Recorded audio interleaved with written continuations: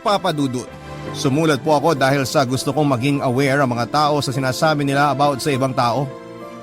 Dahil alam naman nating lahat na nasa nature na natin ang pagiging mapanghusga. Na hindi natin alam ay nakakasakit at nakasasama na pala sa ibang tao. Aminin man natin o hindi ay walang taong hindi judgmental. May iba't ibang paraan din tayo kung paano natin yon sinasabi o pinapakita. Diyan din nga pumapasok yung mga backhanded compliment o yung mga papuri na hindi naman talaga papuri. Hindi naman masamang isatinig natin ang ating opinyon kung meron tayong nakikitang hindi kaaya-aya sa ating paningin. Pero may kasabihan nga na think before you speak. Isipin muna nating mabuti ang sasabihin natin sa ibang tao. Dahil ang maling paraan ng ating pananalita ay maaaring magbunga ng hindi maganda. At dito ko na nga po sisimula ng kwento ng aking pinagdaanan mula sa mga mapanghusgang mga tao. Papa Dudut, taong 2017 noong mangyari ang malaking bangungot sa buhay ko. Pareho kami noong grade 12 na nag-iisang best friend ko na si Kelly. Yun din ang taon ng 18th birthday ko, Papa Dudut. Masayang masaya ako noon dahil niregaluhan ako ng mama ko ng smartphone na talaga namang uso noon. Meron naman akong cellphone pero naluma na at halos kaunting gamit na lamang ay malapit nang masira at hindi rin naman yon kasing high-tech nang iniregalo sa akin ni mama. At dahil nga sa bago ang cellphone o noon ay halos doon na nakatuon ang atensyon ko. Kaya naman madalas akong napagsasabihan ng best friend kong si Kelly. Papa Dudut, matanda lang ako ng isang taon kay Kelly. 18 ako samantalang siya naman ay 17 pero sa aming dalawa ay siya ang mas matured na mag-isip. Kumbaga sa nanay ay siya yung madalas na manermon sa akin kapag may nagawa po akong mali. Pero kahit na ganoon, Papa Dudut, ay mahal na mahal ko si Kelly dahil alam kong wala siyang ibang iniisip kundi ang makakabuti sa akin. Hindi rin naman siya simpleng best friend lang para sa akin. Si Kelly po ang naging companion ko. Mag-best friend na kami simula pa nung elementary kami at hindi kami pumayag noon na mag-aral kami sa magkaibang eskwelahan. Hindi nga kami mapaghiwalay at lagi lang kaming magkasama. Mas mahaba ang oras na magkasama kesa sa ibang tao ang kasama namin or family namin. Pero hindi naman against ang pamilya namin sa friendship na meron kami. Dahil para na nga talaga kaming magkapatid. Isa pa ay mababait naman kaming mga bata noon at never naming binigyan ng sakit ng ulo ang mga magulang namin. Outstanding student din kasi kami, Papa Dudut, pero sa aming dalawa ni Kelly ay siya ang mas matalino. Pero kahit na ganoon, Papa Dudut, ay ni minsan na hindi ko naramdaman na inferior ako sa kanya. Humble kasi si Kelly at mabait. Isa pa ay magkasundo kami sa halos lahat ng bagay. Not until nahati ang focus ko sa pag-aaral at sa cellphone dahil napapadalas na ang pagpo-post ko ng mga dance videos ko noon sa social media.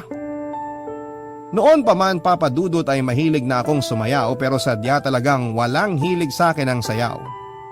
Hindi naman kasi ako binayaan ng talent sa pagsasayaw pero kahit na gano'n ay itinuloy ko ang hilig ko dahil doon ay masayang masaya ako sa ginagawa ko. Pero halos doon na nga nauubos ang oras ko at wala na rin akong time na makipag-bonding kay Kelly. Lagi nga kaming magkasama pero nakatuon lang ang atensyon ko sa cellphone ko kaya naman madalas ay napagsasabihan po ako ni Kelly. Sa pag-alala na baka mapabayaan ko daw ang pag-aaral ko.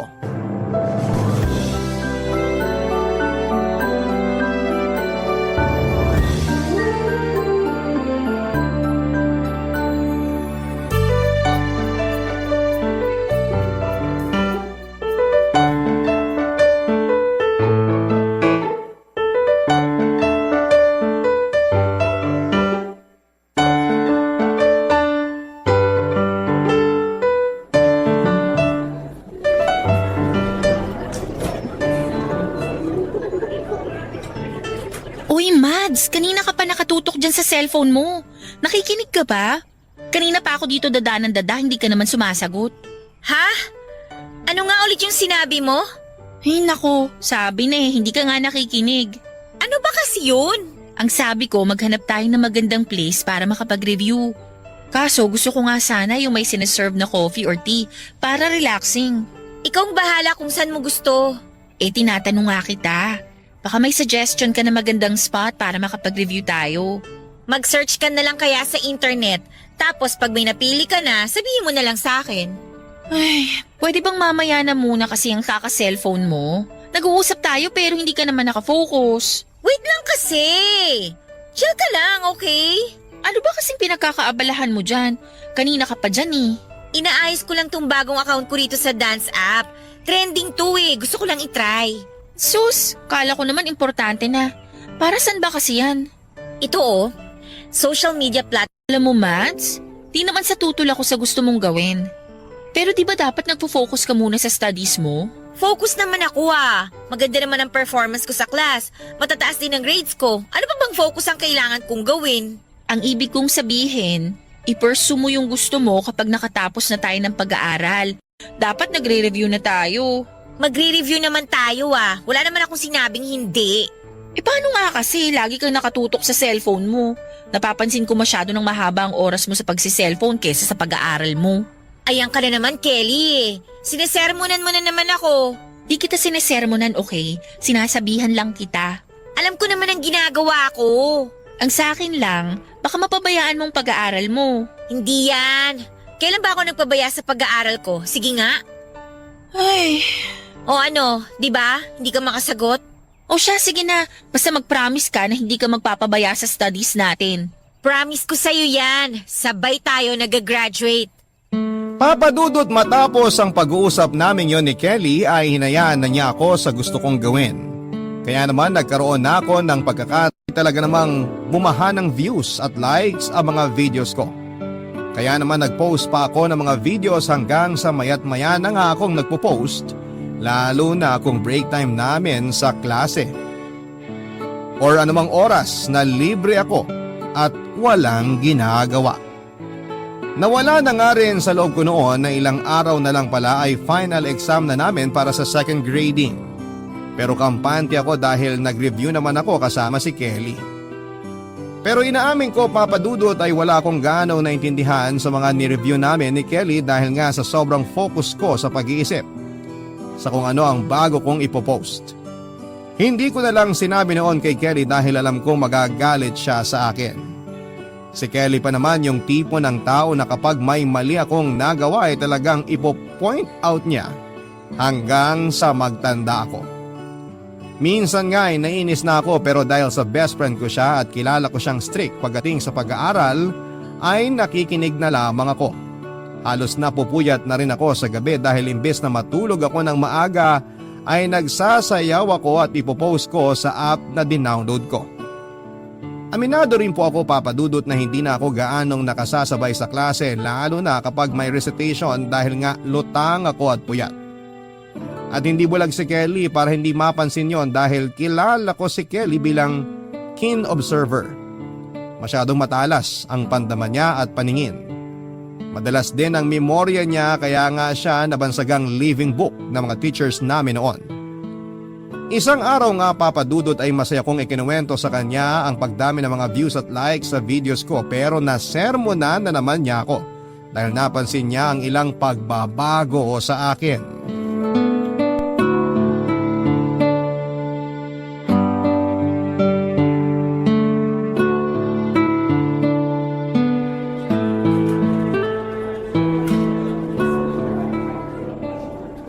Kelly, tingnan mo oh.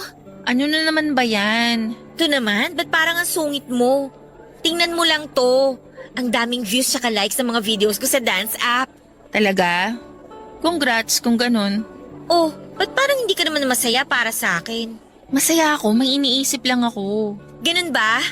Oh, anyway, iniisip ko nga kung anong susunod na sasayawin ko eh. Grabe, na-excite na tuloy ako. Maghinay-hinay ka muna. Malapit na ang exam natin, baka nakakalimutan mo. Pwede ka naman mag-post ulit ng video after ng exam natin eh. Ano ka ba, Kelly? Huwag ka nga masyadong mag-alala sa exam. Kayang-kaya ko yon. Nag-review naman tayo, di ba? Oo nga, nag-review tayo. Pero mas maganda na kasing di preoccupied ng kung ano-anong bagay ang isip mo during the exam para mas makapag-focus ka. KJ naman eh. Sinasabi mo bang wag muna ako mag-post? O eto na dumarami na yung subscribers ko. Ang dami-dami naghihintay ng next post ko. Masaya ako para sa'yo sa totoo lang. Pero nag-aalala ako at the same time. Ba't ka naman mag-aalala? Paano? Hindi ka na ganun ka-active sa mga recitations natin at lagi ka ring late magpasa ng mga assignments. Napapansin ko rin na nagkaroon ka na ng eye bags. Baka mamaya nagpupuyat ka lang naman kakasayaw. Ito na naman siya. Grabe. Huwag ka mag-alala. Ayos lang ako. Tsaka huwag mo masyadong inaalala yung exam. Makakapasa ako. Magtiwala ka lang sa akin. Kailan ba ako bumagsak, ha? Sige, sabi mo yan na. Basta hindi ako nagkulang ng paalala sa'yo. Pag naman talagang bumagsak ka, sasabunutan talaga kita. Chill! Ang mabuti pa, tulungan mo na lang ako mag-isip ko anong sasayawin ko. May malay ko ba dyan? Alam mo namang di ako sumasayaw. Try mo kaya mag-download nito. Follow mo ako tapos support mo na rin ako. Masasayang lang naman ang oras ko dyan eh. So ayaw mo akong suportahan. Sige na, magda-download na ako. Tampo ka naman dyan agad eh. Yun naman pala eh. Tatanggi ka pa eh, hindi mo rin naman ako matitiis. Thank you, best friend!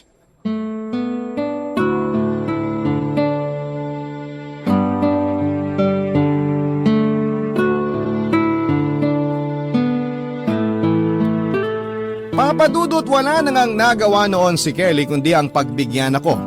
Hindi rin naman kasi ako kayang tiisin ni Kelly, spoiled nga ako sa kanya kumbaga. Nag-download nga siya ng app na sinasabi ko at nilike niya lahat ng videos ko. Isa na rin nga siya sa mga naging fan ko.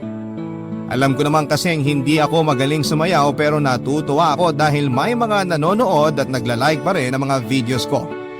Masaya rin ako kapag may nagko-comment na nagugustuhan nila ang sayaw ko hanggang sa dumating na nga ang araw ng exam namin. Nag-struggle po ako ng husto dahil marami akong hindi maintindihan sa mga na-review namin ni Kelly. Kaya nga noong magpasahan ng papel ay kinabahan ako dahil ang daming tanong na hindi ko alam ang sagot kaya nanghula na lamang ako. Doon ko naisip ang mga paalala ni Kelly pero ipinagsawalang bahala ko na lamang dahil kilala ko siya. Magagalit yon pero wala pang isang oras ay wala na ang galit niya. Naisip kong tanggapin na lamang ang galit sa akin ni Kelly kung sakali man. Kinabukasan nga noon ay binalik sa amin ang mga test paper namin at halo-halong emosyon ang naramdaman ko ng mga oras na yon. Kinakabahan ako at nagsisisi dahil halos lahat ng subject ay bagsak ako. Kinakabahang napatingin ako kay Kelly noon na nakangiti pala sa akin at naghihintay na ipakita ko sa kanya mga resulta ng test paper ko. Nanginginig ang mga kamay ko na inabot sa kanya ang test paper ko at nakita ko kung paanong kumunot ang noo niya. Pagalit na tinanong niya kung anong nangyari at bakit ganon ang resulta ng test paper ko. Hindi ako makasagot kaya naman patuloy lamang siya sa paninermon sa akin at nainis na rin ako. Nagkasagutan kami papadudot at nasabi ko sa kanya ang OA niya at daig pa niya ang nanay ko kung umasta. Sinabi naman niya sa akin na gusto lamang niyang malaman ko kung ano ang pagkakamali ko. Pero minasama ko po yun papadudot. Hindi ko ina-expect na yun pala ang magiging mitya ng matindi naming pag-aaway. Bagay na labis kong pinagsisihan papadudot dahil sa ayaw kong mag-away kami ng best friend ko. Barangay Love Stories. Barangay Love Stories. Sa upuan ay hindi namin nililingon ang isa't isa. Masama pa rin kasi ang loob ko sa kanya dahil sa mga sinabi niya sa akin. Pabaya daw ako at mas inuuna ko pa mga walang kwentang bagay. Aware naman po ako na napabayaan ko talaga ang pag-aaral ko pero ang hindi ko po matanggap ay noong sabihin niyang walang kwenta ang pagsasayaw ko. Alam kong hindi po ako kasing galing ng ibang mga dancers na nagpo-post sa app na yon pero doon po ako masaya at hilig ko ang pagsasayaw. Naniniwala din po ako na tamang practice lang ay magiging magaling din po ako. Sobrang sama ng loob ko kay Kelly papadudot. Siya kasi ang taong inaasahan kong sosuporta sa akin sa mga pangarap ko. Pero tinawag niya lang yon na walang kwentang bagay. Tanggap kong hindi ako nag-excel sa bagay na yon pero alam kong kapag nagsikap ako ay magiging magaling na dancer ako kagaya ng iba. Yun ang unang beses na talagang nagtanim ako ng galit kay Kelly. Naisip kong nakakasawa na palagi na lamang niya akong sinesermonan kapag may mali akong nagagawa. Pakiramdam ko pa ay ipinamumukha niya sa akin na siya lagi ang magaling at ako ang kulelat. Nang panahon na yon, Papa Dudut, ay naramdaman ko ang pagiging inferior ko sa kanya. Isang araw nga ay lumapit sa akin si Kelly at siya na ang naunang nakipag-usap sa akin.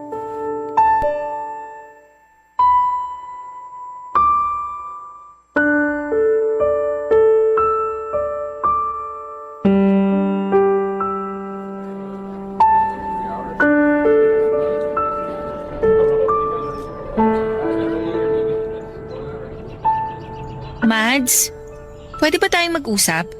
Tungkol saan? Sa pagkakatanda ko, wala naman tayong dapat pag-usapan.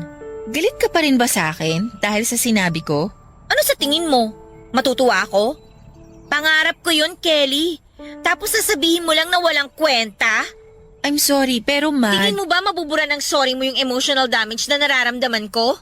Sorry, nasabi ko lang naman yun kasi napapabayaan mo na yung pag-aaral mo. Eh ano ba sa'yo? As if naman na ikaw ang babagsak. Ikaw ba? Hindi naman, di ba? Alam mo kung gaano ko kagusto na sabay tayong graduate. Pero paano ka nga gagraduate kung bagsak ka sa exam? Tapos hindi ka na active sa mga school activities. Hindi ka na rin nagpa-participate sa mga recitations. Ultimo quiz natin, lagi kang bagsak. Anong gusto mong palabasin ngayon? Ang akin lang, hindi ka naman ganito dati. Pero simula nung nagkaroon ka ng bagong cellphone, dyan ka na lang lagi nakatutok. Puro na lang pagpo-post ng video ng sayaw mo ang inaatupag mo. Kaya wala ka ng oras para mag-aral. Teka lang ha, teka lang. Sa pagkakatanda ko, best friend lang kita. Hindi kita nanay. Pero daig mo pa nanay ko kung makapanermon ka. Concern lang ako sa'yo, Mads. Hindi na kasi magandang epekto sa'yo ng cellphone mo at app na yan. Ano ba kasing problema mo? Ngayon lang ako bumagsak sa test pero kung makapagsalita ka, kala mo walang kwenta akong estudyante. Hindi yun ang ibig kong sabihin.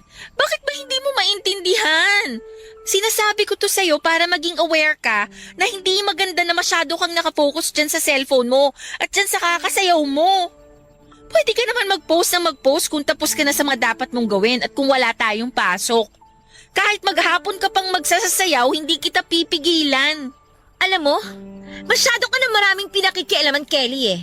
Best friend lang kita, hindi nanay. Huwag kang umastang magaling ka sa lahat ng bagay, ni wala kang ang talent eh. Anong sabi mo? Kahit kailan, hindi ko sinabing magaling ako sa lahat ng bagay, Mads. Oo, wala akong talent, pero wala akong pakialam. Kasi utak at sipag ko lang ang kailangan ko para makapagtapos ng pag-aaral. Kailangan pa talagang ipamukha mo pa sa akin na wala akong talent? Eh di ikaw nang may talent. Talaga? Ako na talaga.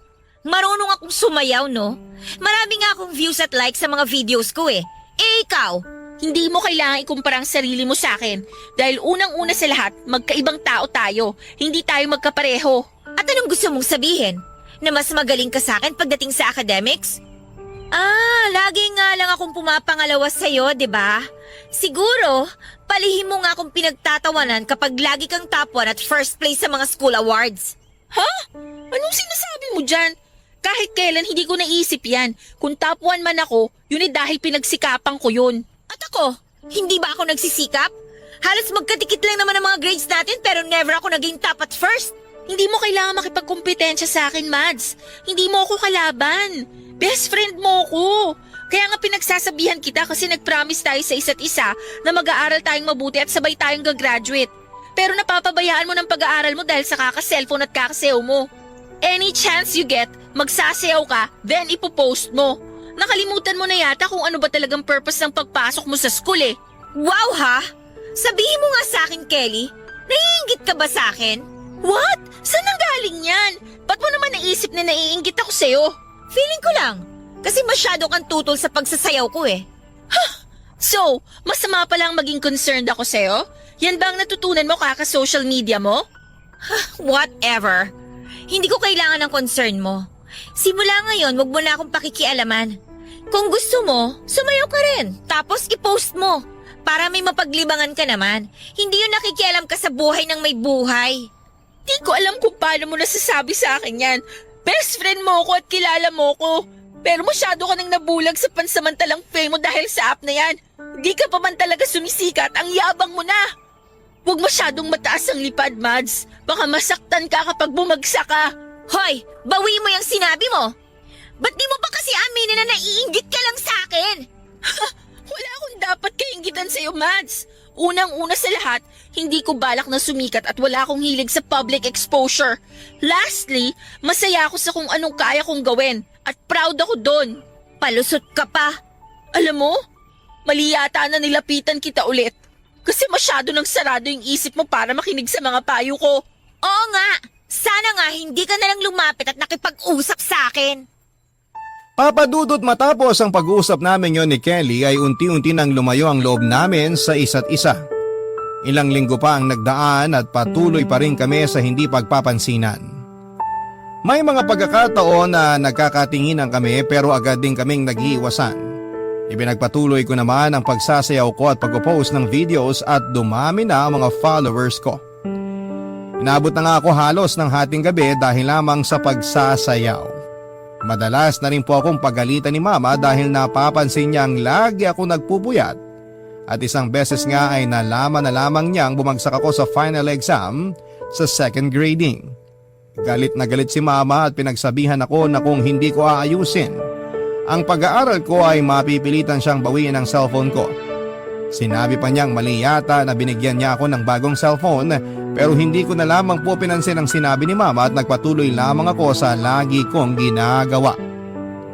Pero ang akala ko noong tuloy-tuloy na pagsikat ko sa app na yon ay naging bangungot para sa akin dahil lamang sa isang comment na nasundan pa ng marami at sa iba't ibang tao pa. Nung una ay si Kelly kaagad ang naisip ko na baka gumawa siya ng dummy account para isabotahe ako at panghinaan ng loob. Pero kilala ko si Kelly. Hindi niya magagawa sa akin yon, Papa Dudut. Masakit para sa akin ang mga nababasa kong mga comments. Ang sabi kasi doon ay ang lakas daw po ng loob ko na mag-post ng videos ko habang sumasayaw. Hindi naman daw ako marunong sumayaw, matigas daw ang katawan ko at parang tanga daw ako kung sumayaw. Napaiyak ako at kinain ng matinding hiya noong mabasa ko po ang mga komento, Papa Dudut. Hanggang sa dumami na nga po ang mga comments. Nagkaroon nga po ako ng bashers. At totoo na nga po ang pambabash. Todo-todo na ang mga sinasabi nila laban sa akin. Papa Dudut, sobra po akong na-depress dahil doon kaya naman nawala na rin po ako ng ganang pumasok dahil nahihiya akong humarap sa mga kaklase ko na friend ko sa school at lalong-lalo na kay Kelly. Alam kong in-unfollow na ako ni Kelly pero hindi ko maiwasang mahiya dahil sa mga nasabi ko sa kanya at mga paalala niya sa akin. At dahil nga hindi na ako pumapasok sa school ay nag-worry ng husto ang mama ko at tinanong kung may problema ba ako. Pero hindi ko masabi sa kanya ang problema ko at bigla-bigla na lamang po akong maiiyak noon kapag tinatanong niya ako. Halos hindi na rin po ako lumalabas ng kwarto ko noon at nawalan din po akong ganang kumain. Dinibdib ko ng husto ang pambabash sa akin. Dadalaman ako ng pagkain ni Mama noon sa kwarto ay hindi ko po yun kinakain at pinapabayaan ko lamang na mapanis. Dahil nga po sa mga nangyari, Papa Dudut, ay tumigil na ako sa pagpo-post ng mga videos. Pero kahit na hindi na ako nagpo-post ay tuloy-tuloy pa rin po ang mga bashers ko sa pagkukomento ng hindi maganda. Nakakahiya daw ang ginagawa ko at feeling ko raw siguro ay ang galing kong sumayaw. Doon ko na po napagpasyahan na burahin na ang account ko sa pagbabaka sakali na tumigil na sila. Pero hanggang sa personal na social media account ko ay mini-message pa rin nila ako at pinagtatawanan.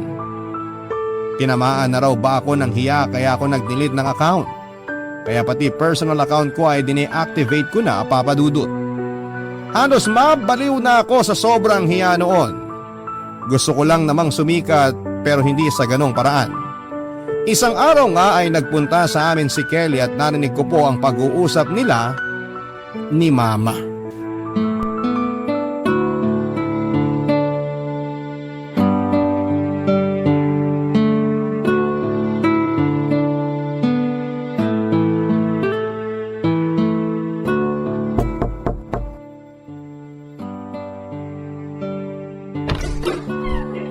Oh, Kelly, ikaw pala. Halika tuloy ka.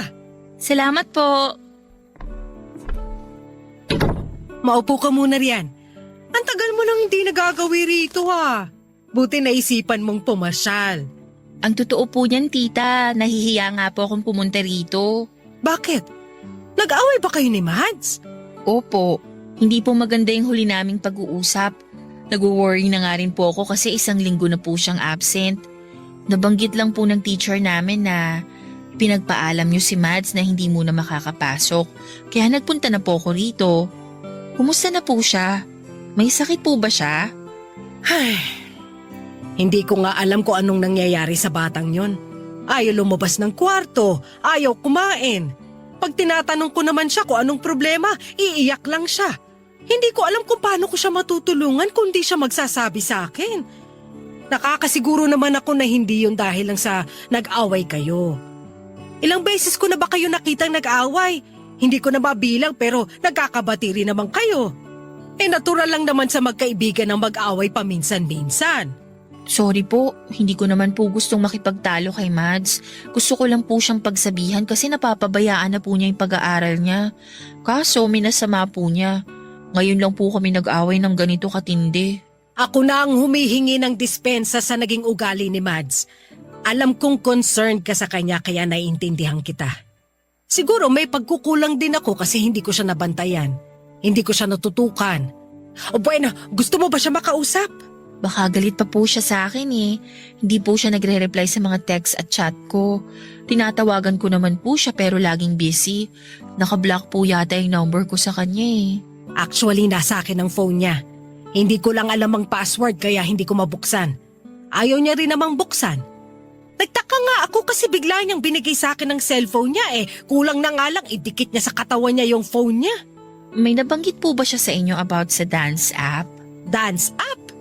Wala siyang nabanggit sa akin na kahit ano. Ano ba yun? Social media platform po para sa mga mahilig sumayaw. Ganun ba? Wala kasing sinasabi sa akin si Mads. Sobra na nga ako nag-aalala eh. Pakiramdam ko may mabigat siyang dinadala. Pwede ko po ba siyang makausap? Bahala na po kung galit pa siya sa akin. Gusto ko lang naman po siyang kumustahin. Oo naman, halika. Puntahan natin.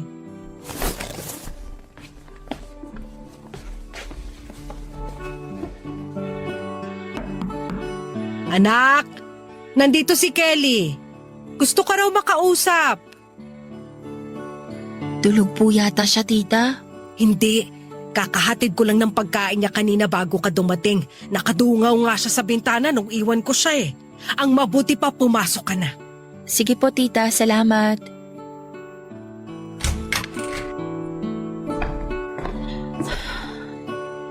Mads, kumusta ka na? Anong ginagawa mo rito? Di ka kasi pumapasok kaya pinuntahan na kita. May sakit ka ba? Wala akong sakit. Ayoko lang pumasok. Wala akong gana. Bakit nga? Ganun ba katindi yung galit mo sa akin para hindi ka na pumasok? Ayaw mo na ba akong makita? Oh, ba't ka umiiyak? Ano bang problema? Sabihin mo na sa akin. Sorry, Kelly. I'm so sorry. Ha? Bakit ka nagsusorry? Hindi ako galit sa'yo. Kaya sabihin mo na sa akin ano ba talagang nangyari. Gusto kong malaman kung bakit ka nagkakaganyan. Wala. Buti pa umalis ka na lang. Pabayaan mo na ako. Hindi kita pwedeng pabayaan lalo na't ganyan ang kalagayan mo. Hindi mo ba nakikita yung sarili mo sa salamin? Ang payat-payat mo na. Ang laki pa ng eye bags mo. Natutulog ka pa ba? Alam ko may problema ka kaya sabihin mo na sa akin. Paano kita matutulungan kung hindi ka mag-open up sa akin? Ayoko na, Kelly.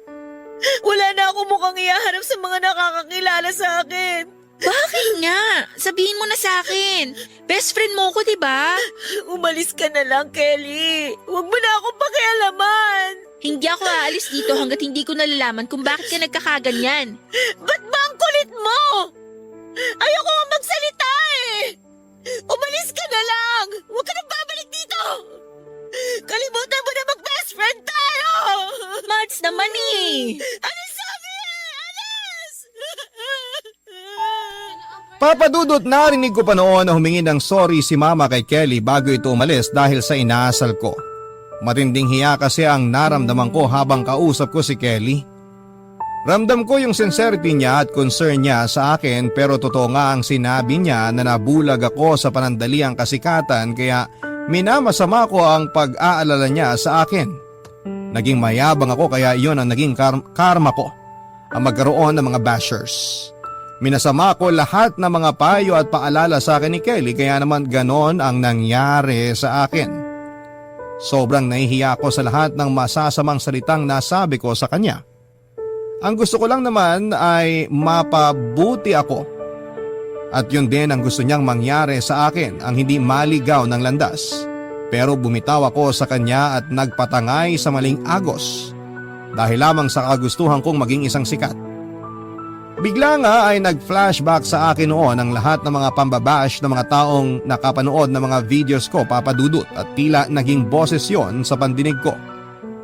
Kung iisipin ay mababaw lamang naman ang dahilan ng pagka-depress ko at pwede ko rin pong sabihin na bakit hindi ko na lang baliwalain ang sinasabi ng ibang tao tungkol sa akin. Pero yung po kasi ang nararamdaman ko. Hindi ko naman kontrolado ang dapat kong maramdaman ng mga panahong yon. Masakit para sa akin ang makabasa ng mga ganong klase ng mga komento. Dinibdib ko po yon ng husto at idagdag pa ang pagkapahiya ko sa mga nasabi kong hindi maganda kay Kelly. Dahil lang sa tingin ko ay pinipigilan niya akong maabot ang pangarap kong maging isang sikat. Naisip ko na kung nakinig ba ako kay Kelly ay mangyayari ba ang ganon? Makakatanggap ba ako, papadudot, ng sari-saring pangungutya dahil lamang sa hindi ako magaling sumayaw? Hindi ko na naisip pa ang sagot at hindi ko nga alam ang pumasok sa isipan ko ng araw na yon, papadudot. At naisipan kong maglaslas ng pulso. Matapos yon ay hindi ko na alam ang nangyari at nagising na lamang ako na nasa ospital na ako, papadudot. Barangay Love Stories. Barangay Love Stories. Ni mama ang bumungad sa akin. Nagpapasalamat si mama at nagising na ako habang ang utak ko naman ay pinoproseso kung ano ba talaga ang mga nangyari. Wala rin ako sa sarili ko ng mga oras na yon, papadudot, at ang lalambot lang ang pakiramdam ko. Tila manhid din ang mga kamay ko at doon nga ay nagkwento si mama kung paano siya nagimba noong makitang maraming dugong nagkalat sa kama ko at nakita niyang may laslas ako sa pulso. Wala noon si papa kaya nanghingi na lang daw siya ng tulong sa kapitbahay para madala kaagad ako sa pinakamalapit na ospital. Buti na lang daw at hindi malalim ang sugat ko, sabi ng mga doktor, at naagapan kaagad. Pero marami-raming dugo daw ang nawala sa akin. Pero hindi naman daw kailangan ng blood transfusion. Ang kailangan ko lang daw ay magpahinga at nirestahan nila ako ng gamot na pampadagdag ng dugo. Papadudot, panay ang tanong sa akin ni mama kung ayos lang daw ba ako at kung may masakit ba sa akin maliban sa sugat ko. Sinabi ko namang ayos lamang ako pero sa totoo lang ay masakit ang sugat ko. Noon ko lang na-realize kung ano ba talaga ang ginawa ko at napaiyak na lamang ako sa katangahan ko. Tahimik po ako nagdasal at humingi ng tawad sa Diyos dahil sinaktan ko ang sarili ko. Sinabi rin sa akin ni mama na tinawagan niya si Kelly at sinabing nasa ospital ako. Nang araw din na yon ay dumating si Kelly at nahalata ko kaagad na malapit na siyang umiyak. Dahil kilala ko si Kelly, ayaw na ayaw niyang nasasaktan ako.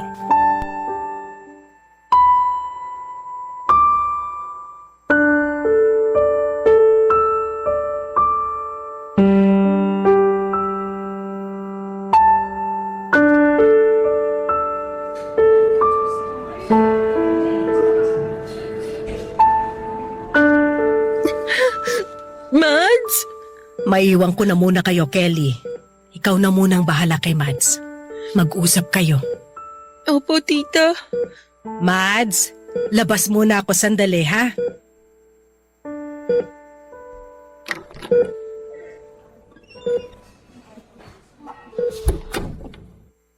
Kumustang pakiramdam mo? May masakit pa ba sa'yo? Medyo masakit lang yung sugat ko. Pero okay lang ako. Ano ba kasing naisipan mo? Tingin mo ba masusolve ng pagsusuicide ang problema mo? Hindi, Mads! Nagkasala ka pa sa Diyos dahil sa ginawa mo. Alam ko, humingi na ako ng tawad sa kanya. Hindi ko alam kung ano bang pumasok sa isip ko at nagawa ko yun. Hindi ko talaga alam, Kelly. Hindi ko talaga alam. Shh! Tama na. Ang importante, ligtas ka na. Pinakaba mo ako, ha? Nakala ko mawawala ka na sa akin. Sorry, Kelly, Sorry kung hindi ako nakinig sa'yo. Ano ba talaga kasing nangyari? Anong problema para magawa mong mag-suicide? Wala na ako mukhang ihaharap sa'yo at sa mga nakakakilala sa akin. Bakit nga? Ang dami kong naging basher sa dance app after natin mag-away. Binabash nila ako kasi hindi naman daw ako magaling sumayaw. Ang tigas-tigas daw ng katawan ko.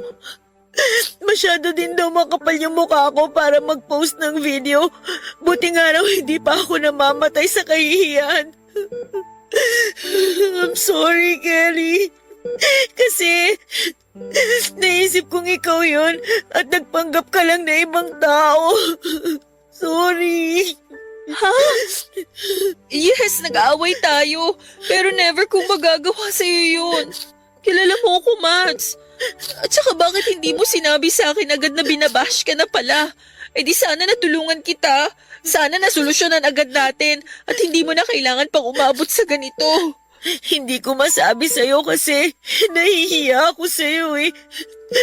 Pagkatapos sa mga nasabi ko sa'yong hindi maganda, hindi ko deserve ang tulong mo, Kelly. Ano ka ba, Mads? Alam mo namang mas importante ka kaysa sa nararamdaman ko. I will always put you first. Nakakasama lang ng loob. Best friend mo ko, pero hindi ka man lang humingi ng tulong sa akin. Gustong-gusto kong lumapit sa'yo, pero natatakot ako na baka ipagtabuyan mo lang ako. Natatakot ako na baka sabihin mo sa akin na bagay lang to sa akin kasi naging mayabang ako. Hindi, Mads. Naiintindihan ko kung saan ka nang gagaling.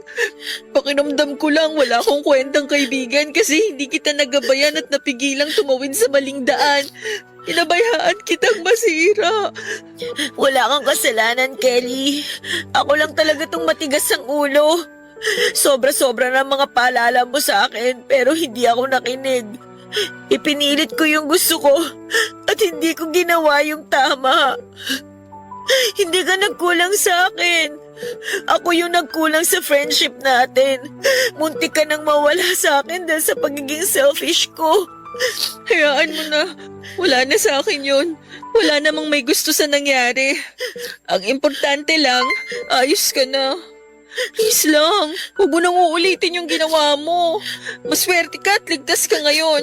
Paano kung sa susunod hindi na? Mag-promise ka sa akin na kahit anong problemang dumating, wag mo nang susubukang magpakamatay ulit. Kasalanan yun sa Diyos at hindi pagpapakamatay ang solusyon sa mga problema. Oo, Kelly. Sorry ulit sa lahat ng nasabi ko at nagawa ko, ha? Tandaan mo, nandito lang ako lagi. Kami ng family mo. Kung kailangan mo ng kausap o karamay, nandito lang kami. Magsabi ka sa amin kung may problema ka. Hindi mo kailangan sarilinin ng problema kung may mga tao namang handang makihati sa problema mo. Sino pa bang magtutulungan kung hindi tayo-tayo lang din? Thank you. Napakaswerte ko talaga na ikaw ang naging best friend ko. Hindi mo ako sinukuan kahit na nag-iba yung ugali ko. Ikaw pa rin naman ang Mads na nakilala ko eh. Alam kong hindi mo talaga intensyon na mag-away tayo. Pero ang importante, best friends pa rin tayo, di ba? Oo naman. Kaya kung ano man ang nangyaring alitan sa pagitan natin, kalimutan na natin yun. Yung mga bashers mo, huwag mo silang intindihin. As long as wala kang tinatapakang tao, wala kang dapat na ikahiya. Eh ano kung hindi ka magaling sumayaw? Eventually matututunan mo rin yan. Lahat ng magagaling na dancers nagsimula muna sa pagiging hindi magaling. At saka tandaan mo, talo ka kapag nagpadala ka sa mga panlalait at panghuhusga nila sa'yo. Dapat ipakita mo sa kanila na wala kang pakialam basta masaya ka sa ginagawa mo. Papadudot kinabukasan din noon ay na-discharge na ako sa ospital. Nagpagaling lamang ako ng husto at pumasok na muli ako sa school. Kasama ko noon si mama at pinaliwanag niya sa principal at mga teachers ko kung ano ang nangyari sa akin at pinayagan nila ako mag-take ng panibagong exam at gumawa ng special project para makapasa ko. Wala rin ni isa sa mga nakakaalam na kasali ako sa dance app ang nagbanggit pa ng tungkol sa pambabash sa akin. Isa pa ay gusto ko na rin kalimutan ang pangit na kaganapang yon ng buhay ko. Natuto na rin po ako sa pagkakamali ko at naintindihan ko na rin ang sinasabi sa akin ni Kelly na huwag masyadong mataas ang lipad dahil masakit kapag bumagsak ka. Naging mapagmataas ako at hindi ko naisip na maaring bawiin sa akin ng Diyos ang kasikatang ibinigay niya sa akin. At tulad nga ng pangako namin ni Kelly sa isa't isa, Papa Dudut, ay sabay kaming nakagraduate sa grade 12. Napakasaya ko noon at lagi kong sinasabing ang swerte ko dahil si Kelly ang naging best friend ko. Bibihira lang kasi ang mga taong kaibigan or totoong kaibigan na kagaya ni Kelly. At nagpasalamat nga rin ako sa kanya para sa lahat ng nagawa niya para sa akin. Nangako rin ako sa kanya na makikinig na ako sa mga payo niya sa akin, lalo pa at alam na alam ko na para yon sa ikabubuti ko. Matapos nga ng aming graduation ay nagplano kagad kami kung saang college university namin gustong pumasok, Papa Dudut. Magmerienda ka na rin, Ma. Si Papa po ba? Ay, hayaan mo na ang papa mo. Busy yun sa likod at inaayos ang tricycle niya. May iba tayo. Nakahanap na ba kayo ng university na papasukan nyo sa college? Wala pa nga po, tita eh. Pero naghahanap pa rin po kami. At saka pinag-uusapan pa po namin kung anong course ang kukunin namin. Ano nga bang course ang kukunin nyo? Ako po gusto kong kumuha ng education. Ikaw, Mads, anong gusto mong kurso? Education din po. Alam niyo naman po na ayaw ko magkahiwalay kami ni Kelly. Kaloka, kunin mo yung course na gusto mo. Course lang naman ang maiiba sa atin pero pareho pa rin tayo ng university. HRM sana yung gusto ko Kaso magastos naman yata yun. Di yun ang kunin mo. Huwag mong problemahin ang gastos, anak. Kami ng papa mong bahala doon. Ang kailangan mo lang gawin ay mag-aral ng mabuti para makapagtapos ka ng pag-aaral. Kayong dalawa ni Kelly. Opo, Ma. Basta Kelly, iha. Ikaw nang bahala sa anak ko, ha? Umaasa ako na hindi mo siya pababayaan. Makakaasa po kayo, tita. Magtatapos po kami ng pag-aaral para po maging proud kayo sa amin. Nako, ngayon pa lang proud na ako sa inyong dalawa. Ma, promise ko po na pagbubutihan ko po. Babawi. Alang ko naman ay nagre-review para kumuha ng CSE. Bagamat magkaiba ang kurso namin ay palagi kaming magkasama at sabay mag-review. Kailangan kasi naming magsunog ng kilay kung talagang gusto naming makapasa. Kung tutuusin ay wala namang board exam ang mga HRM student na kagaya ko, pero pinili ko pa rin na mag-take ng CSE dahil alam ko magagamit ko rin po yun in the future. Natutuwa naman si Kelly dahil bumalik na ako sa dati na masipag mag-aral. Huminto na rin po ako sa pagsasayaw dahil na-realize ko na hindi talaga para sa akin ang pagsasayaw. Naisip ko rin naman na meron lang akong hidden talent na hindi ko pa nadi-discover. Ika nga nila wala namang age limit sa pag-discover. Sa hindi ka man magaling sa bagay na gusto mo, ay tiyak na merong nakalaang talento para sa'yo. At huwag tayong maging mapanghusga o mapanglait dahil ang masasakit na salitang binibitawan natin ay nag-iiwan na pala ng matinding sugat sa iba. At dito ko na nga po tinatapos ang aking kwento. Maraming salamat po kung isa man po ito sa mga mapalad na basahin ngayong araw. More power po sa inyong programa, ang inyong forever kapuso at kabarangay, Mads.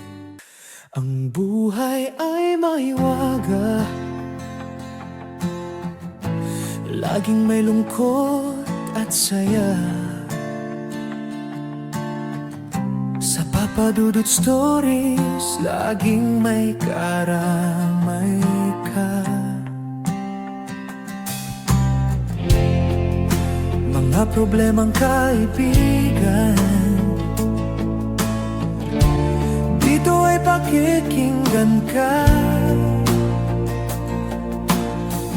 Sa Papa Dudut Stories, kami ay iyong kasama. Dito sa Papa Dudut Papadudod Stories, ikaw ay hindi nag-iisa.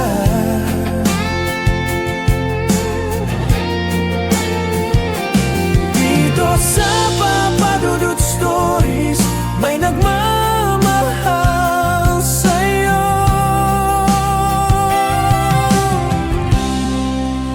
Papadudod Stories, Papadudod Stories, Papadudod Stories. A&ET. Natitiis ng anak ang mga magulang. Pero hindi natitiis ng magulang ang kanyang mga anak. Kaya nga kahit na malalaki na sila at may sarili ng pamilya, isang tawag lang at nandyan na kaagad ang nanay at tatay nila. Kaso minsan dala ng hindi kontroladong sitwasyon ay nababaliwala ng mga anak ang sakripisyo ng mga magulang nila. Ikaw kabarangay, naranasan mo na bang maging swail sa mga taong pinagkakautangan mo ng buhay? Dear Papa Dudut, kumusta po? Ako po si Esteban o mas kilala sa palayaw na Teban. 30 years old, taga Paranaque po ako at nagtatrabaho bilang electrician. May kinakasama na po ako at isang anak na lalaki. Hindi po talaga ako mahilig makinig ng radyo pero nitong nagka-pandemic ay naging libangan ko na nga po ang mag-tune in sa Barangay Love Stories. Sa kasalukuyan ay magkakasama po kaming nakatira ng Nanay Melda ko sa bahay. Aaminin ko po Papa Dudut na malaki ang atraso ko sa sarili kong ina dahil minsan sa buhay ko. Hindi po ako naging mabuting anak. Siguro lahat naman tayo ay dumarating sa punto ng buhay natin kung saan ay nagiging rebelde tayo. At wala tayong pakialam kahit na may masaktan tayong ibang tao. Lalo na yung mga mahal natin sa buhay na walang ginawa kundi ang magtiis at magsakripisyo para sa atin. Sa totoo lang, kundi ako nagbago ngayon ay baka laking pagsisisi ko talaga habang buhay. Kaya nga kahit alam kong marami ang pwedeng mainis sa akin ay naglakas loob pa rin po akong ibahagi ang storya ng buhay ko para kapulutan ng aral at inspirasyon ng ating mga kapuso. Magsisimula po ang lahat noong 23 years old na ako. Nang mga panahon na yon, nasa Maynila na po ako at ilang taon na rin nagtatrabaho sa perya nang lumuwas ang nanay ko. Hindi po ako nakapagtapos sa kolehiyo at nakaisang semestre lamang. Mahirap lang naman po kasi kami sa probinsya at maaga ring inabandona ng tatay ko matapos sumama sa ibang babae.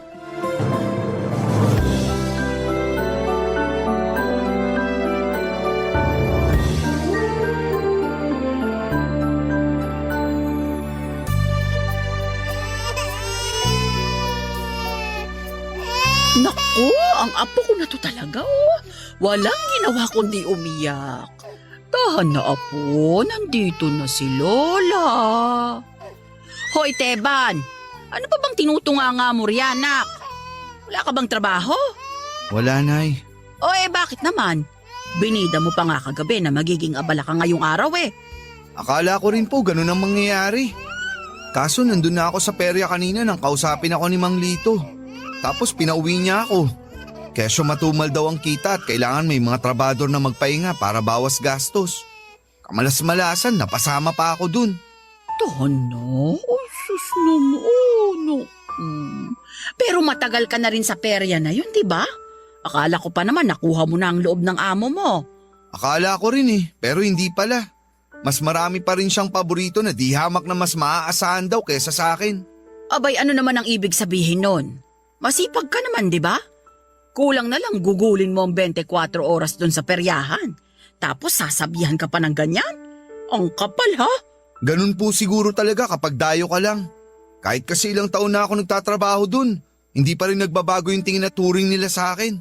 Madalas yung mga katrabaho ko dun na magkababayan pinagtutulungan ako. O kaya lagi nila akong ine-etsapuera. Bakit kasi hindi ka nalang maghanap ng ibang trabaho kung ganyan lang din naman ang trato nila sa'yo? Simula nang dumating ako rito sa Maynila, nasa peryahan na ako, Nay. Pakiramdam ko nga, doon na rin ako mamamatay. Ano ba naman yung sinasabi mo? Huwag kang ngang mag-isip ng ganyan. Hindi mo pwedeng gugulin ang buong buhay mo sa lugar na yon dahil may anak ka na. Isipin mo na lang, paano mo bubuhayin ang batang to kung magkano lang naman ang sinisweldo mo? Ay, Nay, kailangan niyo po ba talagang ipamukha sa akin na kakarampot lang ang kinikita ko? Hindi naman sa ganun, anak. Ang akin lang, nanghihinayang ako sa potensyal mo. Hindi ba nung bata ka, mahilig kang ang magbubutingting? Gusto ko lang na subukan mo pang maghanap ng ibang mapagkakakitaan bukod sa trabaho mo ngayon. Malay mo, mas malayo ang marating mo at mas magandang buhay ang maibigay mo rito sa anak mo. Ewan ko sa inyo, Nay. Kung kami nga ni Kuya, hindi niyo nabigyan ng magandang buhay. Tapos gusto niyo magsikap kami ng gusto para sa mga anak namin ngayon? Ikaw, Teban, ha? Wag na wag mong isusumbat sa akin ang nakaraan dahil alam mo sa sarili mo na ginawa ko nun lahat para mabuhay lang kayo ng kuya mo. Kaso imbes na magpasalamat kayo at tulungan ako, nakuha niyo pa talaga akong suwayin. O hindi ba nga? Walang paalam ka pa nung sumama sa tiyuhin mo paluwas dito sa Maynila matapos nating mag-away noon? Ginawa ko lang yun kasi pakiramdam ko hindi ako aasenso sa Samar. Kaso, masahol pa pala ang buhay na dadatnan ko rito sa Maynila. Kaya nga imbes na magkaganyan ka, hala, kumilos ka. Magsikap ka alang-alang sa pamilya mo. Sabi mo wala ka naman pasok, hindi ba? Imbes na magmukmuk ka rito, bakit hindi ka maghanap ng mapagkakakitaan doon sa palengke? Ang dinig ko riyan sa labasan, nangangailangan daw sila ng trabahador. Pakinabangan mo naman yung katawan mo. Oo. Kita mo, pati yung anak mo sang-ayon sa sinasabi ko. Ewan ko sa inyo, Nay. Dami niyong daldal. Kung alam ko lang na sermonan niyo ako pag nandito kayo, sana di na lang ako pumayag na lumuwas kayo. Wala talagang utang na loob tong batang to. Pasalamat ka na lang may nanay kang handang magtiis at magsakripisyo alang-alang sa'yo. Hindi mo ako dapat pinagsasalitaan ng ganyan. Ang totoo niyan, ang kinakasama kong si Grace ang may ideya na paluwasin sa lugar namin ang nanay ko mula sa Samar para may makasama kami rito, lalo na nga at malapit na noong ipanganak ang anak namin. Sa totoo lang, Papa Dudut, ay pareho pa po kasi kaming nangangapa ni Grace sa buhay dahil naging mapuso kami at maaga ko siyang nabuntis. Kaya nga masasabi ko na malaking tulong po talaga ang pagdating ni nanay dahil siya ang umalalay sa amin hanggang sa maisilang na nga namin ang baby namin. Isa sa mga dahilan ko noong araw kung bakit ako umalis sa amin ay upang makapagtrabaho sa malayo at mapalayo din sa nanay ko. Hindi po talaga kasi magkasundo kami noon pa man. Madalas ay kontra siya sa mga gusto kong mangyari na nauuwi lamang sa pagtatalo naming mag-ina. Kaya nga kahit magkanda kuba na siya noon sa pagtatrabaho para mapag-aral kami ni Kuya, binaliwala po namin yon na magkapatid at ginawa pa rin ang mga gusto namin. Maagang nagkaasawa at nagkaanak noon si Kuya at si nanay din ang nag-alaga sa mga apo niya rito. Tapos ngayon, ako naman ang nagka-baby at si nanay pa rin po ang inasahan kong tutulong sa akin. Mabilis po na nagdaan ang ilang mga araw. Dumanas na rin po na hindi ako pinapapasok sa peryahan dahil sa maraming kadahilanan. Pero malakas ang kutob ko na siniraan na ako ng mga kasamahan ko doon para tuluyan ng matanggal sa trabaho namin. Hindi naman po ako tamad, Papa Dudut. Sa katunayan, ako ang kinatutuwaan ng amo ko dahil nga sa maasahan daw ako at masipag. Yun din siguro ang dahilan kung bakit marami ang naiinggit sa akin at ako naman ang tinarget para mawalan ng mapagkakakitaan. At hindi nga ako nagkamali dahil pagkalipas lamang ng ilang linggo ay huling sweldo ko na pala, Papa Dudut.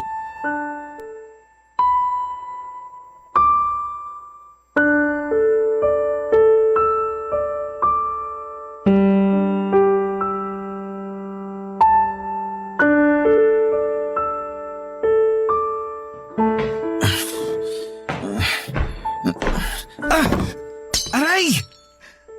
Buwisit naman! Kung kailan nagdadahan-dahan ako sa kapang mangyayari to, nasugatan patuloy ako.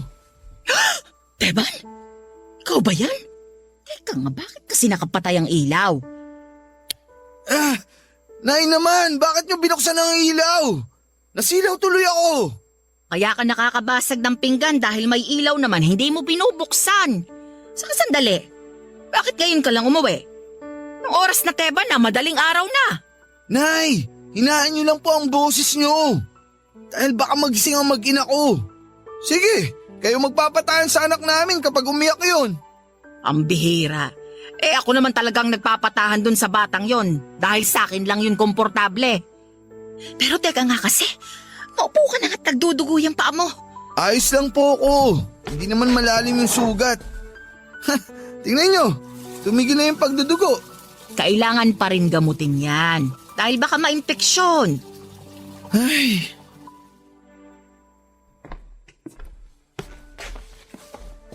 Oo. Akin na yung paa mo. Huhugasan natin.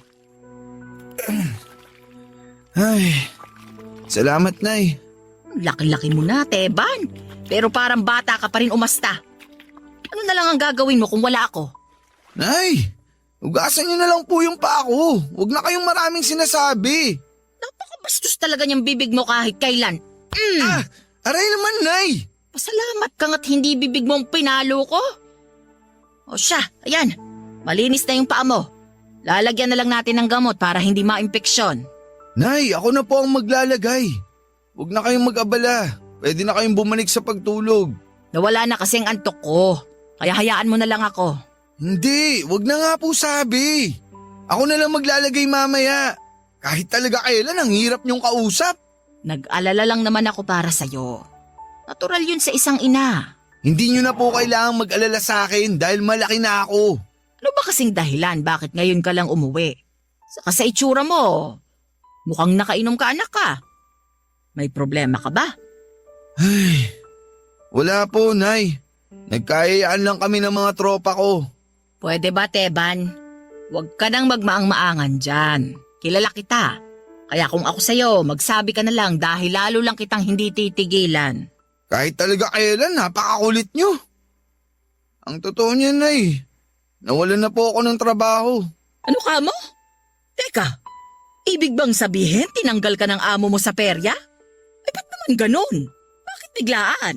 Hindi ko po alam. Hindi na raw nila kailangan ng serbisyo ko. Dami niyang sinabing dahilan. Sa totoo lang, hindi ko na inintindi yung mga dahilan niya. Umalis na lang ako pagkakuha ko ng huling sweldo ko. Huling sweldo mo na pala pero pinang-inom mo pa. Anong magagawa ko? Malungkot ako eh. Tsaka nagagalit ako. Kailangan ko na mapaglalabasan ng sama ng loob. Kasi pakiramdam ko, para akong basura na basta na lang nila tinapon kasi wala na akong silbi. Sino bang may sabi sa'yo na wala kang silbi? Hindi yun totoo dahil ginawa mo naman ang lahat ng makakaya mo dun sa trabaho mo sa kanila.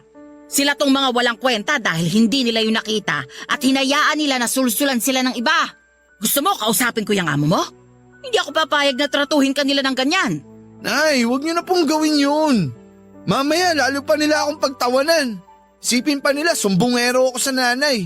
Sino pa bang aasahan mo na tutulong sa'yo kundi ako lang din naman? Pero baka imbis na makatulong, makadagdag lang kayo at lalo lang nila akong pag-initan. Kaya mabuti niyong gawin, pumirmi na lang kayo rito sa atin. Maghahanap na lang ako ng ibang mapagkakakitaan bukas. Kahit naman siguro paano may mapapasukan pa rin ako. O siya, sige. Ikaw ang bahala. Subukan mo dun sa bigasan. Baka kailangan nila ng tagabuhat o kaya sa panaderya ni Mang Nestor. Naghahanap sila ng panadero doon. Nay, ano naman pong alam ko sa paggawa ng tinapay? Pwede namang aralin yun. Magmamasa ka lang naman ng harina.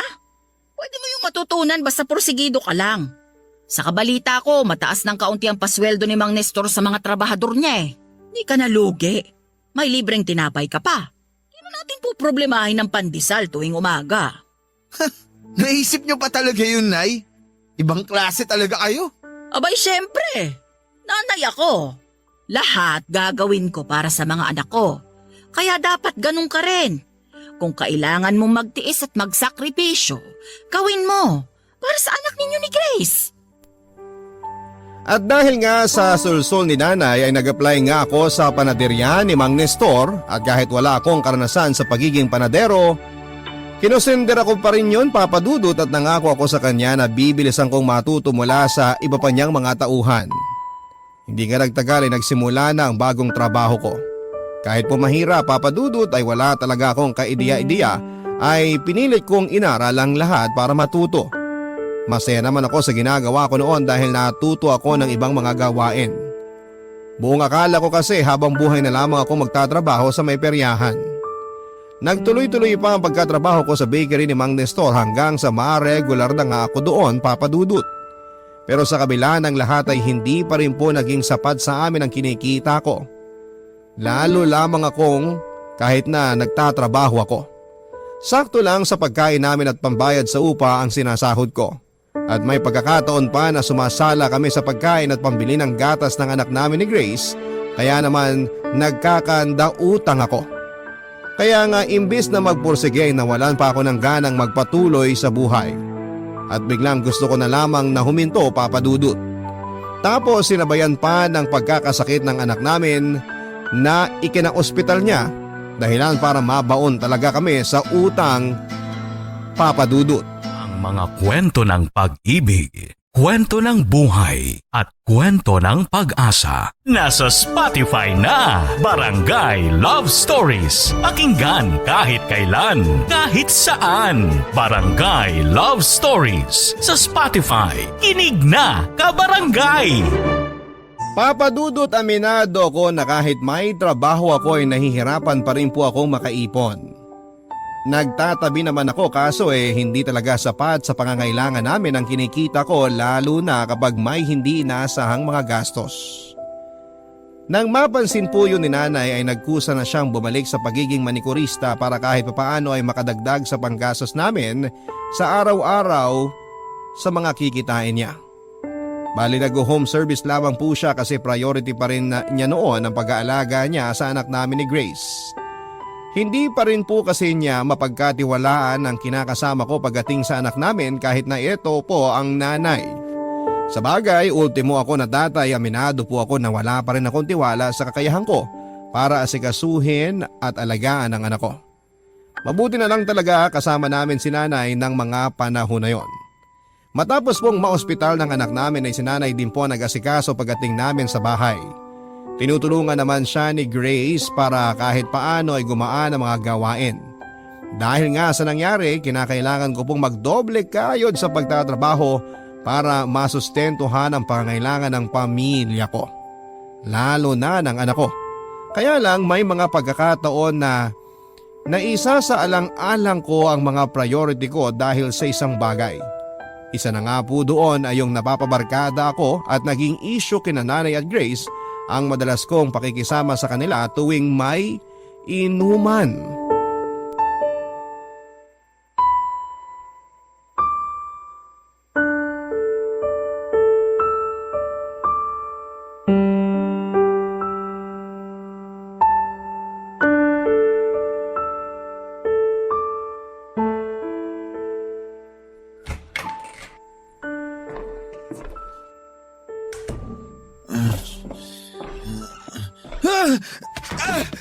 Aray! Teka, Ay, ba yun? lagi na lang! Teka Grace, tulungan mo ako. Itayo natin ang ungas na ito. Ay, naku, opo, Nay. O sige, diyan ka sa kabila. O itayo natin. Tumayo ka nga dyan, te. Ano ba? Bitiwan niyo nga ako! Ang OA niyo! Ano akala niyo sa akin? Di ko kaya ang sarili ko? Sira ulo ka talagang bata ka? Ah! Aray ko naman, Nay! Bakit niyo ako binatukan? Tinatanong mo pa talaga? Tignan mo nga ang ginawa mo sa amin ni Grace. Tinulak mo kami samantalang inaalalayan ka lang naman naming tumayo. Wala ka talagang respeto sa mga babae. Pwede ba, Nay? Huwag niyo nga akong pangaralan sa harap ni Grace. Ayaw mong napagsasabihan ka, pero kung umasta ka naman para kang bata. Tsaka di ba sabi ko sa'yo, huwag ka nang maglalasing. Napakatigas ng ulo mo. Aray ko! Tama na ho. Nay, ano ba? Tama na! Anong tama na? Kulang pa nga yan para matauhan ka. Palagi ka nalang umuuwing lasing. At sa pesteng alak na lang na yan napupunta ang sweldo mo. Sabing tigilan niyo na ako! Ano ka ba naman, Teban? Bakit mo ginawa yun? Bakit mo tinulak si nanay? Nasisiraan ka na talaga ng bait! Ako? Baka yung matandang yan ang nasisiraan ng bait. Sino ba namang matinong nanay ang sasaktan ng anak niya, di ba? Grace, nakita mo naman kung paano niya ako pinag-aampas at pinagpapalo. Ayaw niyong tumigil, kaya yan. Pero ginawa niya lang yun dahil kasalanan mo! Isa ka pa eh. Paano kasalanan ko? Tama naman si nanay! Dahil wala ka ng ibang inatupag kundi ang sumama sa mga barkada mo para uminom! Diba naman? Kakarampot na nga lang ang pera kinikita mo tapos ipangiinom mo pa? Paano na lang yung pangangailangan ng anak mo? Baka nakakalimutan mo kagagaling lang natin sa ospital. May utang pa tayo na dapat bayaran! Eh ano pang silbi mo dito? Wala ka namang ginagawa rito sa bahay natin, di ba? Ba't di ka kaya lumabas doon at maghanap din ng trabaho? Nang sa ganun, makatulong ka na. Hindi yung kung umasta ka, akala mo wala na akong ginagawang matino rito. Ang issue rito, yung paglalasing mo, hindi ang kawalan ng hanap buhay ni Grace. At saka maliit pa ang anak ninyo. Kailangan pa niya ang nanay niya. Kung may dapat na kumayod at magbanat ng buto rito, ikaw yon. Bakit kasi hindi mo natigilan yung pagsama-sama sa mga barkada mo? Mukhang wala namang pamilya yung mga yon. Sarili lang ang iniisip. At bakit niyo ako pagbabawalan? Wala kayong karapatan. Dahil buhay ko naman to. Baka nakakalimutan niyo. Ibig sabihin, gagawin ko ang gusto ko. Sasamahan ko ang gusto kong samahan at gagastusin ko ang pera ko dahil ako naman ang nagpakahirap na kitain yun, no? Saka may naiuwi naman ako dito ah.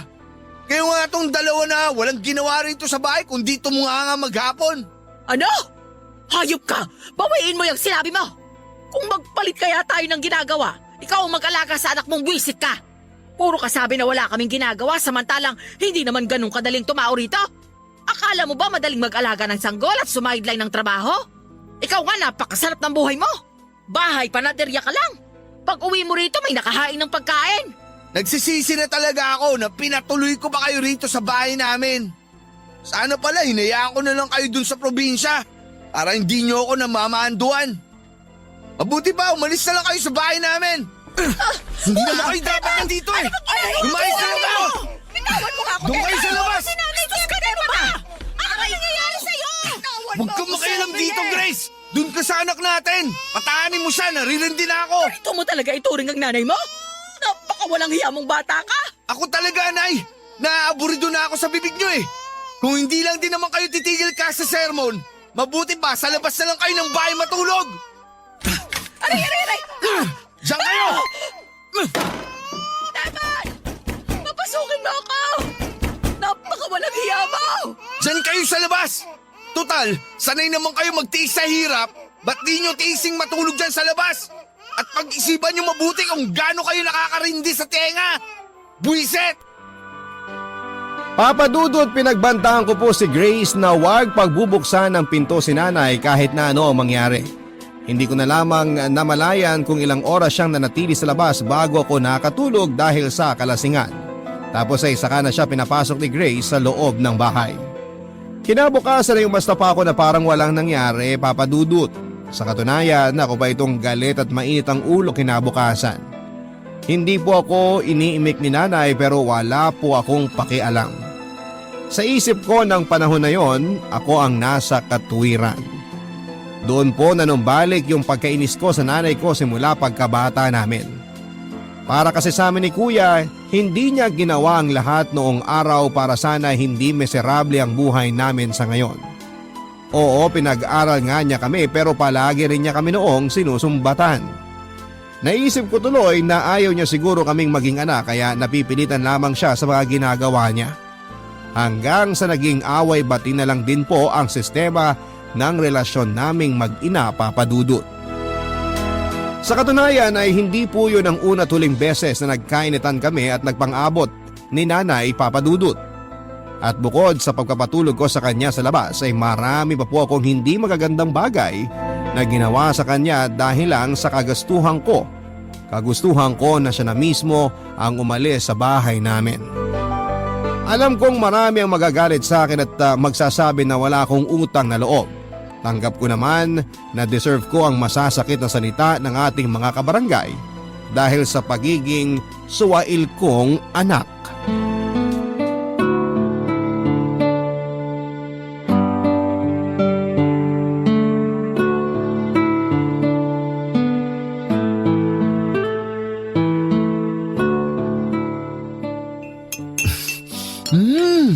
Ang sarap talaga nitong adobong baboy.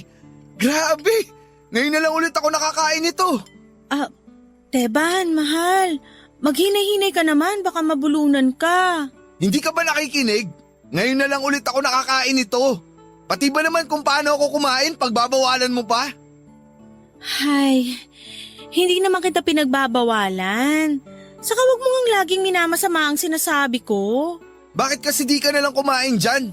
Ang dami mo pang sinasabi. Kaso, Kaso ano? mauubos mo na yung ulam. Tiran mo naman si nanay, Teban. Hindi pa siya kumakain eh. Nagmamanicure pa siya sa labas. Oh, ano naman pakialam ko sa matandang yun? Bakit ko ba siya kailangan tirhan ng ulam? Eh ako naman ang bumili nito. Ganyan ka na ba talaga kasamang anak? Kaya mong tiisin ang nanay mo? Ako ba talagang masamang anak, Grace? Naririnig mo ba yung sarili mo? Alam mo ikaw, nakakabwisit ka na eh! Teban, ano ba? Hindi mo ko! Hindi mo makahinga! Walang hiya ang bata ka! Bitawan mo si Grace! Aray ko! Ano ba? Kanyang ka na ba talaga ka, demonyo? Nanay ng anak mo, sinasaktan mo? Naluto na yata ng alak yung utak mo eh! Napakamadaldal kasi ng babaeng yan! Nagmana yata sa inyo! Pinagsasabihan ko lang naman siya na maghinay-hinay sa pagkain at tiran kayo ng ulam, Nay. Alam ko po na hindi pa kayo nag-aalmusal eh. Ba't nga kasi kailangan tira ng matanda na yan? Ako naman ang bumili nito, di ba? Kung gusto niyang makakain ng masarap, edi magtrabaho siya. Napakawalang hiya mo talaga! Palagay mo sa akin, walang ginagawa sa pamamahay na to. Para sa kaalaman mo, simula nang dumating ako rito, hindi na ako magkanda-ugaga sa kakaintindi sa inyo ng anak mo. Mabuti na nga lang nandyan si Grace. Naturingang ikaw ang anak ko, pero ikaw din ang irresponsable sa inyong dalawa. Wag na wag mo akong ikukumpara sa babaeng yan, Nay. O bakit? Nasasaktan ka kasi tama naman ako. Puro ka galit, puro ka inis sa aming dalawa. Samantalang kung magbibilangan tayo ng mga ginagawa, mas marami at mas nakakapagod yung ginagawa namin. Kung matino ka lang sana at responsableng tatay sa anak mo, sana hindi tayo nagkakagulo ng ganito. Tapos pati yung ulam, malaking issue sa'yo. Alas sige, abusin mo. Kaya kong bumili ng makakain ko. Kung ganun pala, ibig sabihin, kaya mo na rin ang sarili mo. Eh di umalis ka na ngayon din sa bahay namin. Hindi ka na namin kailangan dito. Ano ka? Bitawan mo ako yan! Huwag kang makialam dito. Namumuro na sa akin ang matandang to. Kahit nanay ko pa siya, may hangganan din ang pagiging nanay niya sa akin. Halika kayo. Uy! Nanay! Diyos ko, Teban! Nagdudugo ang ulo ng nanay mo! Papadudot, hindi ko po sinadya na itulak si nanay dahilan para mabagok ang ulo niya. Nang mga panahon na yun ay aminado ako na pangibabawan ako ng galit, pagkainis at bugso ng damdamin at nakalimutan ko na nanay ko pala ang pinagbabalingan ko ng init ng ulo. Kaya nga laking pagsisisi ko nang makita kong duguan siya at kaagad na kinain ako ng takot sa katawan na baka mawala sa akin ang nanay ko. Sa tulong ni Grace at ng ilang kapitbahay ay naisugod pa namin sa pinakamalapit na paggamutan si Nanay Papadudut. Malalim po ang sugat niya sa ulo dahil sa kanto siya ng mesa tumama bago nabagok sa sahig. Pagdating namin sa ospital ay kaagad ding tinahi ang sugat ni Nanay pero hindi po siya kaagad nakalabas dahil ang sabi ng doktor ay kailangan muna siyang obserbahan sa takot na baka meron pa siyang ibang injury. Nginig na nginig po ako ang buong pagkatao ko ng panahon na yon, Papadudut, at halos magmanik luhod ako sa lahat ng santo na sana'y iligtas nila si nanay. Doon ko na rin po na-realize sa mga ginawa ko at kung paano ako naging masamang anak sa nanay ko na walang ibang ginawa kundi ang tiisin ang masamang pag-uugali ko. Ang mga kwento ng pag-ibig, kwento ng buhay at kwento ng pag-asa. Nasa Spotify na, Barangay Love Stories. Pakinggan kahit kailan, kahit saan. Barangay Love Stories sa Spotify. Kinig na, kabarangay! Hindi nagtagal ay nakalabas na po kami sa ospital, Papa Dudut. At mabuti na lang dahil wala namang ibang injury pa sa ulo ang nanay ko. Pero niresetahan po siya ng gamot ng doktor at sinabihan na kailangan po muna niyang magpahinga ng ilang araw. Hindi po ako kinakausap ng nanay ko, Papa Dudut. Kahit na nakauwi na kami sa bahay ay ramdam ko naman na galit pa rin siya sa akin dahil sa ginawa ko sa kanya. Dahil nga po sa nangyari ay nagkapatong-patong na naman ang mga gastusin namin sa bahay. Hindi na kami makaahon kasi kapag nakakabayad kami ng utang ay may biglaan namang nangyayari dahilan para umutang po ulit kami. Nang mga panahon na yon, pakiramdam ko ay pinaparusahan ako ng Diyos dahil sa pagiging masamang anak ko. Sino ba naman kasi ang hindi maninindig ang balahibo? Kamuntikan ko nang mapatay ang sarili kong ina. Kaya nga walang gabi simula noon na hindi ako umiiyak at nagsisisi sa nagawa ko.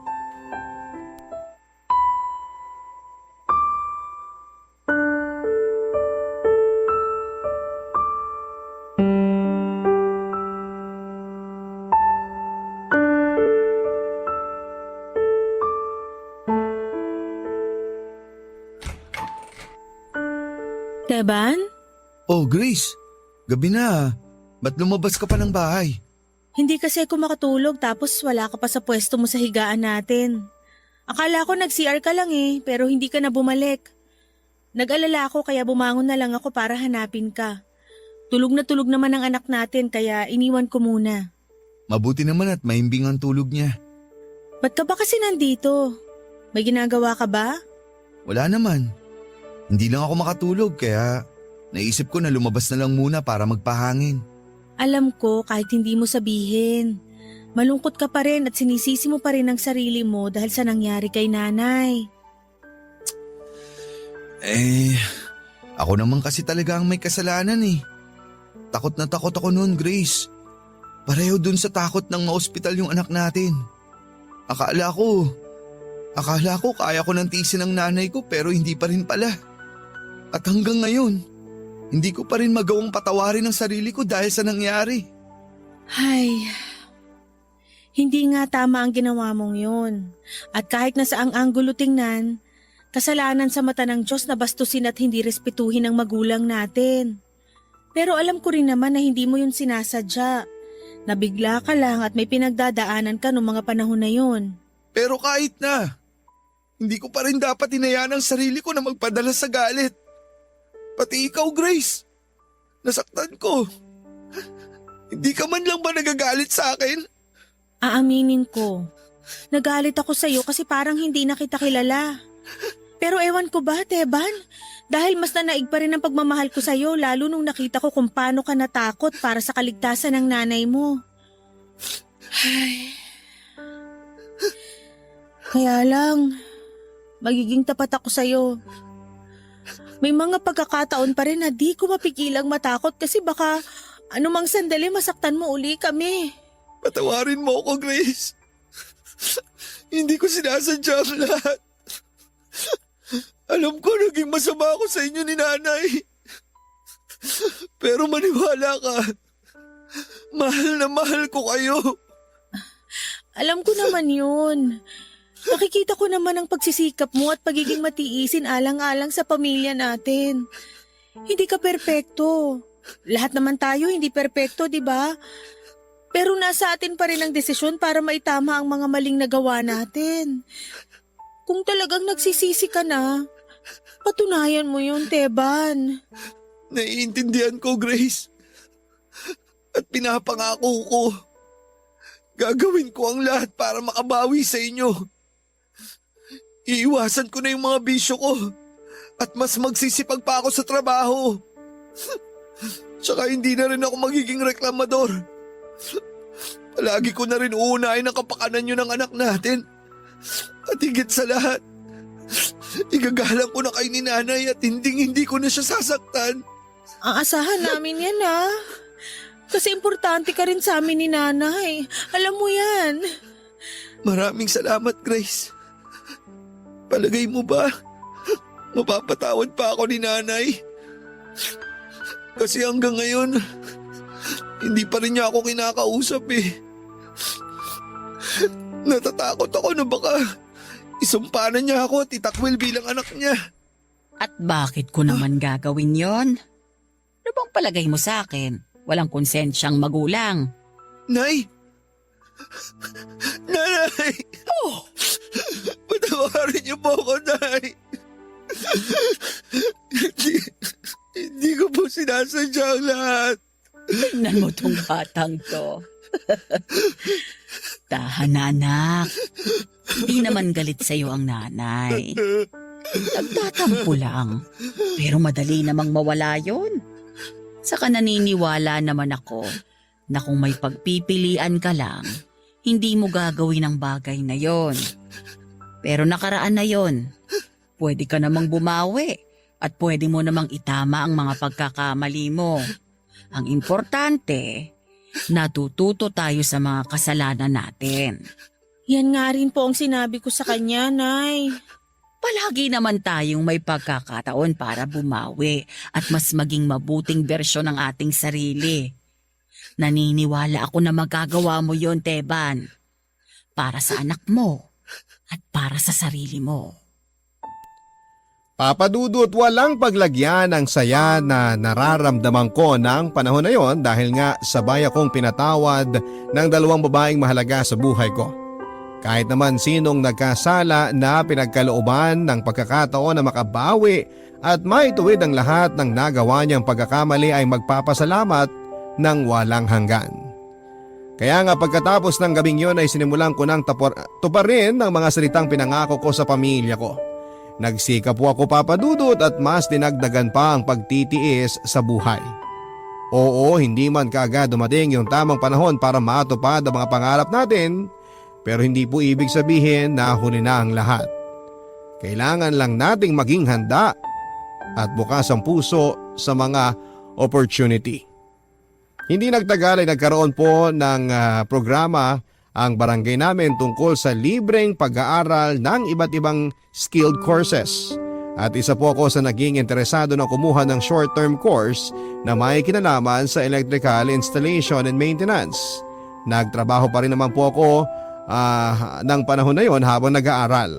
At bukod doon ay tumutulong din sa amin si nanay, kaya nga hindi kahit na mahirap ay naging magaan pa rin ang pagdadala namin sa buhay.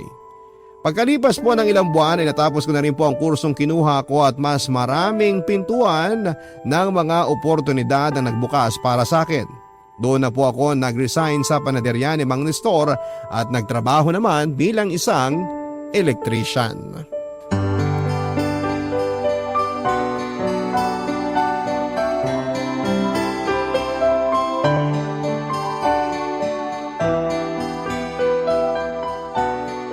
Nay, dahan-dahan lang. Huwag niyo munang bubuksan ang mata niyo kasi bibilang pa ako ng 3. Mahal, okay na ba ang lahat? Oo, kanina pa. Ano ba kasi yon? Kayo talagang dalawa, puro kayo kalokohan eh. May pa-surprise pa kayong nalalaman. Chill lang kasi kayo, Nay.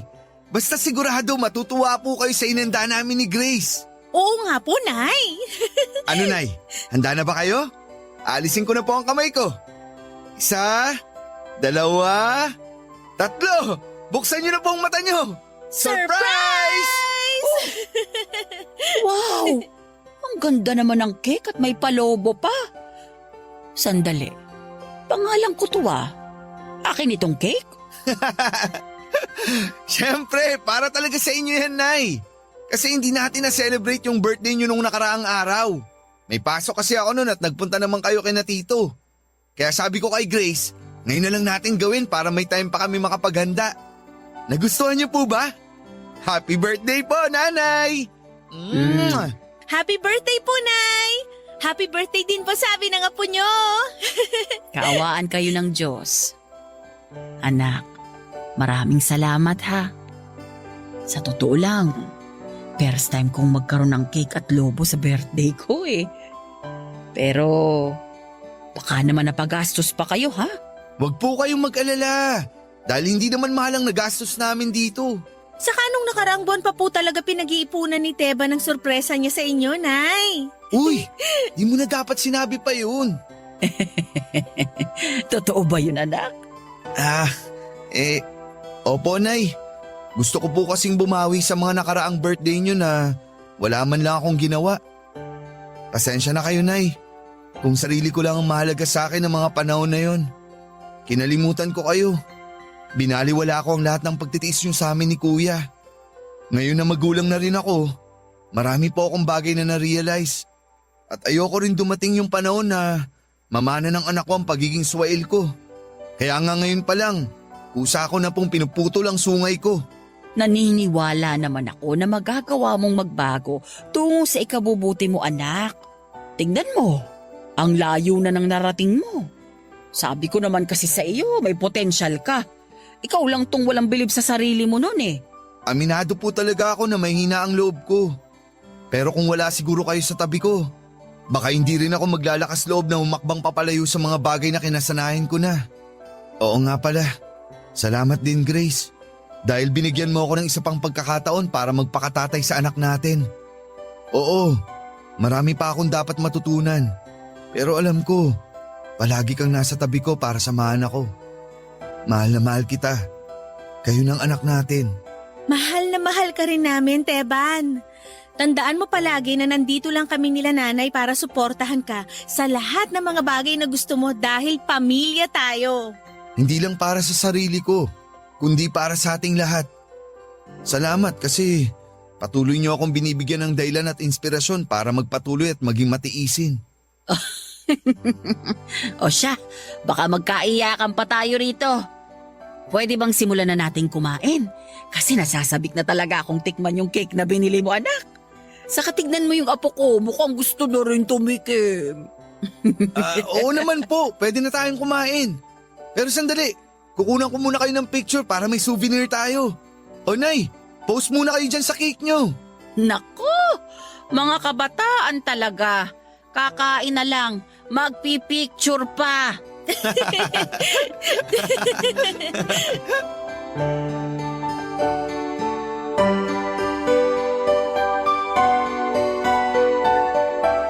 Papa Dudut, wala pong pagsidla ng saya sa puso ko ng panahon na yon. At habang buhay kong babaunin sa memorya ko ang masaya naming alaala kasama ang pinakamamahal kong pamilya. Marami pong bagay ang pinarealize sa akin ng mga pangyayaring yon sa buhay ko. Una na po doon ay ang paggalang at pagrespeto natin sa ating mga magulang. Mahalaga po yun dahil iisa lamang ang nanay at tatay natin sa mundong ito. Ikalawa ay ang pagiging matiisin sa lahat ng aspeto. Pero partikular na po sa buhay na ito. Hindi pare-pareho ang landas na tinatahak ng bawat isa sa atin. Merong dumadaan sa tuwid na kalsada at meron namang sa malubak. Pero sa huli, pare-pareho pa rin naman po tayong nakakarating sa ating destinasyon. At malaki po talaga ang utang na loob ko sa Nanay Melda ko dahil kung di siya naging matiisin sa mga ugali namin, malamang napariwara na ang mga buhay namin. Papa Dudut, hanggang dito na lamang po ang sulat ko. Maraming salamat po. Sakaling mapili po ninyong itampok sa Barangay Love Stories ang kwento ng pamilya namin. Sana'y marami pa sa ating mga kabarangay ang nakarelate at na-inspire. More power po sa inyong programa, ang inyong forever kapuso at kabarangay, Teban. Ang buhay ay maiwaga, laging may lungkot at saya. Sa Papa Dudut Stories, laging may karamay ka. Mga problemang kaibigan, dito ay pakikinggan ka. Sa Papa Dudut Stories, kami ay iyong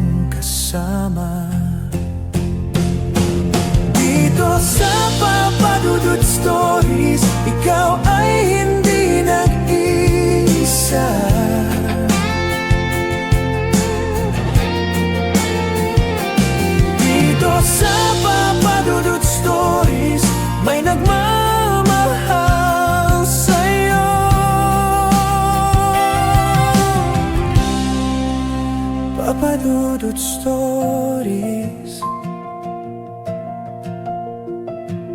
Papa Dudut Stories. Papa Dudut Stories.